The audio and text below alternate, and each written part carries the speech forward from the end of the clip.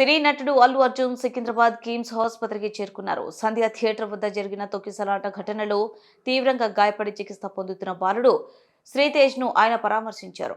Telangana FAC chairman నిర్మాత దిల్ రాజుతో కలిసి లోపలికి వెళ్లారు.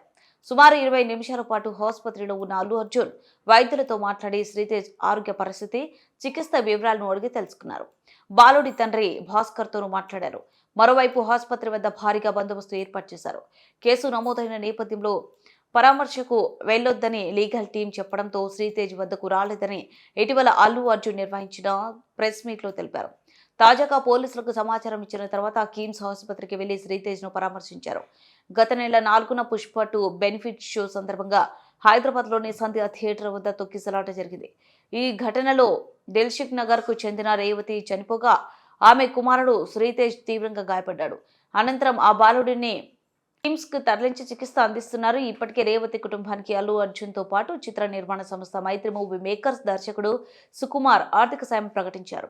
అల్లు అర్జున్ కోటి పుష్ప 2 నిర్మాతలు దర్శకుడు సుకుమార్ చెరో 50 లక్షల చెక్కులను ఇటీవల దిల్ రాజు ద్వారా ఆ కుటుంబానికి అందజేశారు.